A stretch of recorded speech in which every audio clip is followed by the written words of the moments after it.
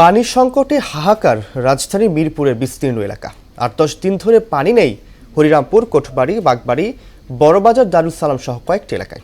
রমজানের সারা রাত জেগে থেকেও মিলছে না ওয়াসার পানি। এসব এলাকার মানুষ সাংসারিক কাজ সারছেন তুরাগের নোংরা পানিতে। পানি সংকটের কথা স্বীকার করে দ্রুত সমাধানের আশ্বাস দিয়েছে ওয়াসা কর্তৃপক্ষ। সুরাইয়া মনির রিপোর্ট। সেদিন আমি ৪৩,০০০ টাকা পানির বিল দিয়ে আসছি, আর বলে আসছি পানি তো পাই না, আপনার বিলটা নিবার লাগছেন যে।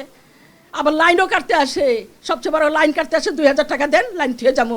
দিনের পর দিন পানি না পেয়ে এমনই অভিযোগ জানান বাগবাড়ির এলাকার নুসরাত। ওয়াসার পানি গভীর রাতে যদিও আসে, তাও ময়লা ও দুর্গন্ধযুক্ত।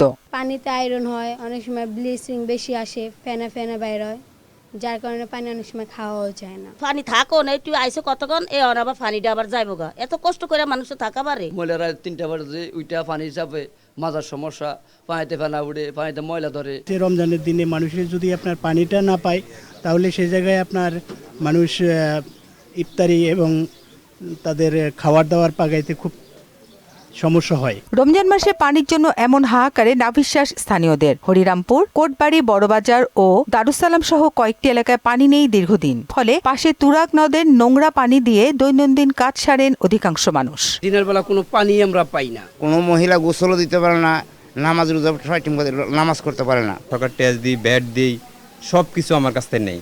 কিন্তু অথচ আমরা শান্তিমতো একটু আবাদত বন্দি করবো, তা আমরা পাইতেছি না।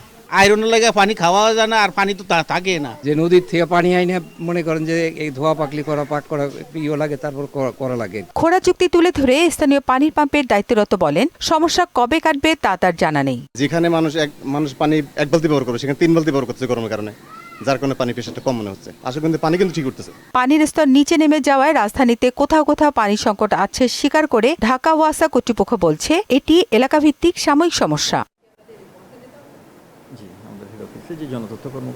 নিয়মিত বিল পরিশোধের পরও কেন পানি সরবরাহ নিশ্চিত করতে পারছে না ওয়াসা, সেটি জানতে চান রাজধানীর মানুষ।